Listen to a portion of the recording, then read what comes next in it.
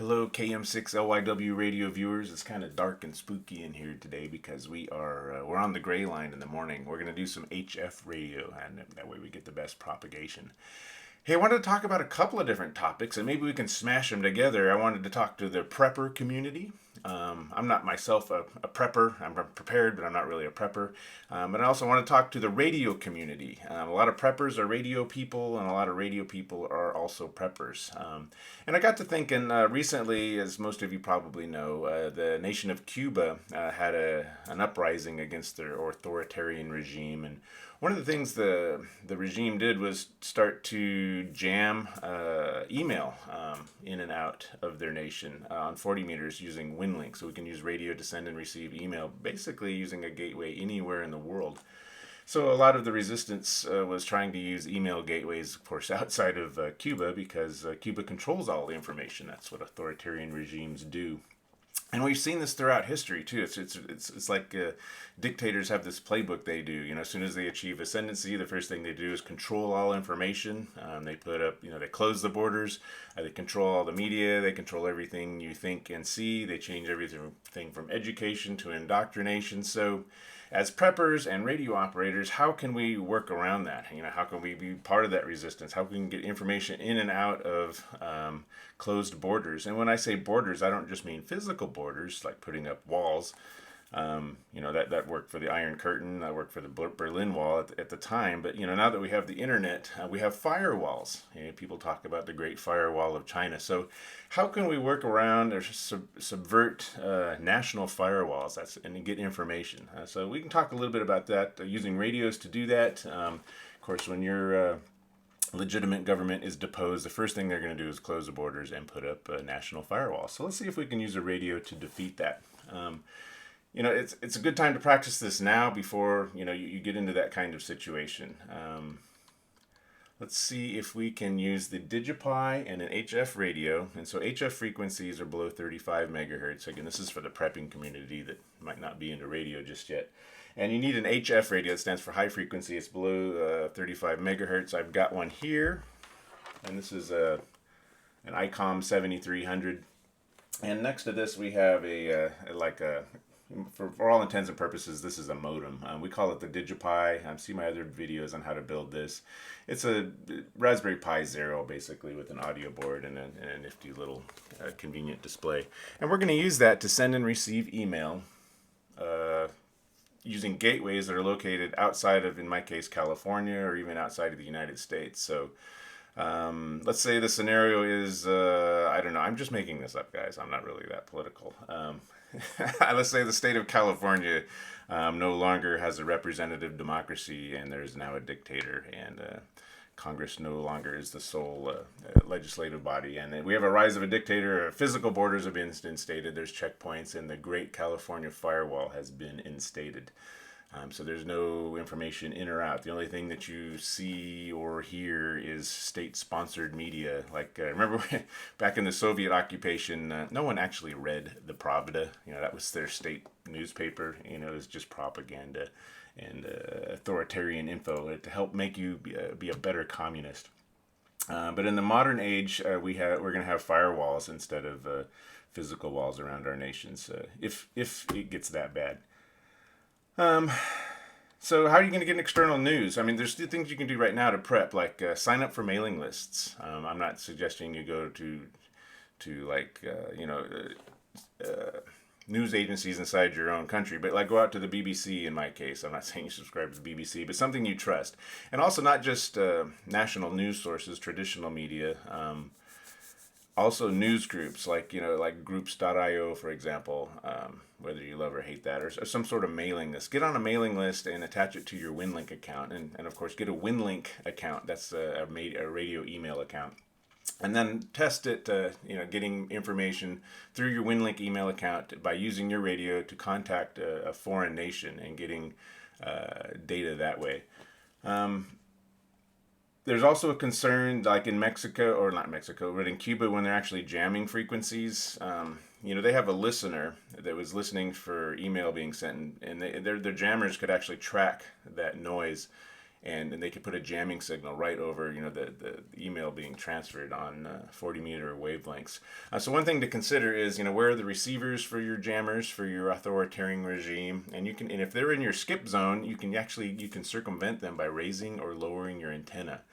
So if you have a really low antenna, you have a high frequencies skip zone, and if you raise your antenna, your skip zone will go possibly over their jamming receivers, and they won't detect your transmission. So consider raising and lowering your HF antenna to get the jamming receivers out of your skip zones, so they won't hear you. That way you're basically sending and receiving email over the jammers' heads. So we can do that with amateur radio since we're leveraging the ionosphere. So let's do that. So I'm in California. Let's say I want to get email or from a mailing list or outside news. I have no internet. All I have is this radio here, and I have this digital transceiver that we're calling DigiPi. So what we want to do is a few things. So first, we want to get start up an RDOP modem. I'm going to press on there. That's going to start an RDOP modem. Now, in a previous video, we did packet radio email, and that was 1200 baud. I mean, literally 1980s modem sending and stuff over VHF, 144 megahertz. And that works great for FM and VHF because the bands don't change, the signals don't degrade. But on HF radio, below 35 megahertz, we see fade. Sometimes things come in well, sometimes they don't. The RDOP modem is it's a slower modem, but it can adapt to changing atmospheric conditions and help you get your data through under any condition, especially as they change while you're doing the transmission. It'll dynamically adapt. I'm going to turn on the rig control daemon. That way this modem can talk and change frequencies on this ICOM 7300 radio. And I'm also going to start the PAT WinLink email client. This is like your inbox and your outbox. If you've ever used Outlook, this should look really familiar. So we've got these three things running here on the Raspberry Pi. I can go down here and click on email, and it's going to open my PAT inbox. And I'm going to make this a little bit bigger so it does full desktop. So this is basically my inbox and my outbox, and the game that we're going to play here is basically make the United States or California lava. We can't get information through California, or even we're going to try and even go outside of the United States. So don't touch any internet infrastructure in your country or state. See if you can get all of your email from another country through the ionosphere. This is just a different physical layer. It's kind of like the same internet. Instead of using copper, you are using ionized gas in the upper atmosphere. It's just a different physical layer. So let's try this out. So when you get these things running, you want to do action, compose, and actually before I do this, I don't want to connect just yet, but I'm going to click on connect, and this is, again, we're using the PAT interface here, and we're using the RDOP modem. By the way, RDOP isn't always easy to find. To get a copy of RDOP, you want to go to cantab.net and go to this path. John Wiseman has been instrumental in implementing this RDOP modem. You might know him from BPQ bulletin board fame and things like that. And you can get the RDOP modem binary here for both Raspberry Pi and your desktop or Linux. So anyways, that's how you get RDOP. And PAT is on, where do you get PAT? It's usually like in your distribution. I'm going to type PAT WinLink client, and it'll be the first hit here. And so this is getpat.io. This is the email client that we're using. And then, of course, rig control comes with your operating system. So those are really the three things you need: the RDOP modem, the PAT email client that uses RDOP as its modem, and then rig control, so your Raspberry Pi can change the frequency on your radio as needed. So back to PAT. So the transport that we want to use, we're going to use RDOP because we're using HF radio. In our last video, we used AX.25, which uses traditional modem sounds and on VHF, but we're going to use RDOP for our connection protocols. So the question is, well, how do you know where the other email gateways are? What frequency are they on? What hours of operation do they have? Where are they? What you want to do is click on Show RMS List here. I'm going to make this I'm going to have to make this a little smaller so you guys can see it. And basically, you want to click on Update Cache, and this will go out to the internet that's currently working. Remember, you're not going to have internet possibly in the future if you're prepping for national firewalls. And I updated my cache. I'm going to click on the target here so it sorts things by call sign, and these are all of the radio stations. and their frequencies that are listening for email connections. So you can connect to them and send and receive email. So down in the Z's, we've got New Zealand here. The X's are Mexico. Those are outside of my country. I've even made a connection to Australia. It's possible from California to Australia. It's very rare. Conditions have to be right, but you can definitely get out to a different nation to send and receive email without using any infrastructure in your country. So the Australian call signs are going to start with VK. You're going to want to use those. But let's do something easy. Let's start with a Mexican call sign. I know there's one called XE2BC, and I happen to know that 40 meters is propagating right now. And XE2BC is on 7.066.5 megahertz, and there's probably somebody there. I'm checking to see if that is active at the moment. There is somebody talking there. Let's switch over to 10.142. And I'm going to see if I can make a connection on 30 meters. That frequency appears to be available. Yeah, I don't like 30 meters either. So you really got to look to see if that frequency is in use before you use it. That's just a good amateur radio process here. So what I think I'll do is go north to the great nation of Canada, and there's a few stations that start with a V there. If they start with VE or VA, they're Canadian. And there's a station here on 7.087 megahertz, VA7 DEP, and that frequency appears to be clear. Also, while I'm here, just before I connect, there's a thing called RDOP GUI that John also put together. Go ahead and download RDOP GUI. That's these guys. These two guys here, and I've actually got RDOP GUI running on my desktop here. You can get it for Windows or Linux, and it'll actually show you the waterfall for the frequency that we're on, and that's 7.087 at the moment, and it'll show you the constellation for fast Fourier transform quality. We're not going to get into that. But we're going to use that to see what's going on. We can actually visually see what's happening on that radio. So VA7 DEP, let's go ahead and click connect here. I'm going to say connect. And I sent myself an email, by the way, to my WinLink email address.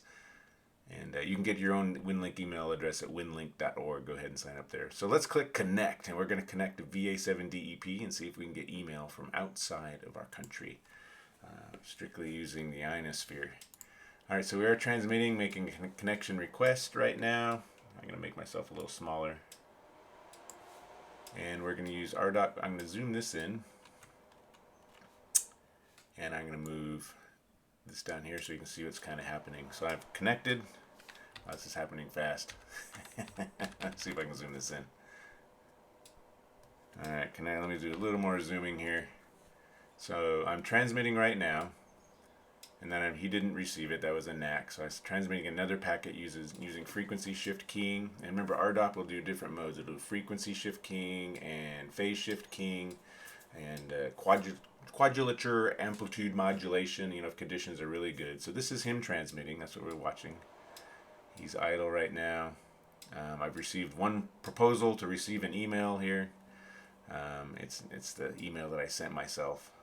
And conditions aren't perfect, but again, this is a station that's in Canada, and I'm in California, and this give you an idea what the radio is doing right now. I hope that's, I doubt that's in focus, but it's transmitting and receiving. I'll put you guys right back here. And that was the NAC. So the top thing, the yellow thing, is what I'm receiving, and then right under that is what I'm transmitting. So if it turned green, that means I got a good copy of that packet. If it turns, red, it means I didn't get a good copy, and I'll tell them. So it's doing like the ACK-NAC, transmit to ACK-NAC, and that's what RDOP is doing. Let me see if I can zoom out here. And according to this, I have received an email. If you saw up here, there's a new email. It's called a Radio Prepper email, and it says, "Hey, you just got information from outside of your country." So we use Canada to receive an email that I had secretly sent myself earlier. And of course we can reply to this. All I need to do is to action reply. And it's going to go back to my phone's email address. I got my phone here. We're going to see if we can get email on this phone. So I'm going to reply back to this. And I'm just going to say, hey, this is a reply to say post. And now I didn't send the email because we're not on the internet technically. That's all been firewalled off by our local regime or aspiring dictator. Let's just do a connect again. Now that it's in our our outbox, just sitting there waiting for us to connect. So let's connect again. And maybe Canada has fallen from favor. I'm gonna look into that Mexico station again. He was XE2BC. Let's find him in our list of radios that we can play with. And last time someone was talking there, he's on 70665. Yeah, there's still somebody talking there. Actually, you can probably see it on the RDOP GUI. If I zoom in here, you can actually see the traffic.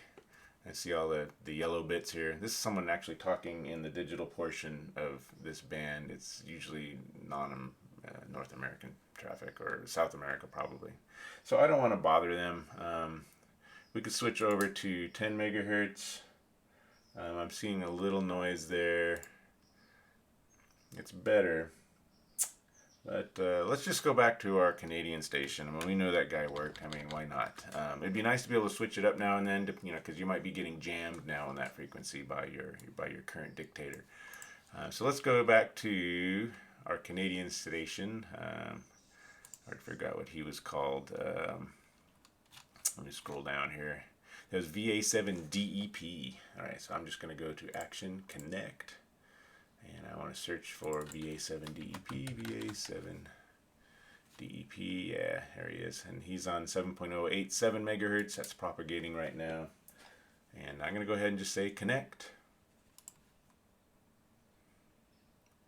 And now we're transmitting. I'm going to turn this up so you guys can hear it. I know there's a lot of static. So let me put you on here.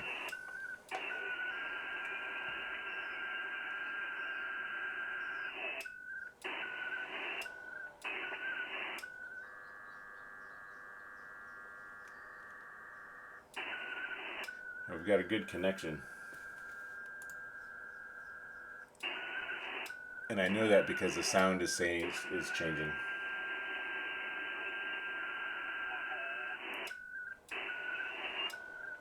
Alright, it's sending an email right now. I'll get you guys back off of this. I'm going to turn it down too. I know the noise is awful. But as you can see, we are sending an email right now, and it's 42% complete.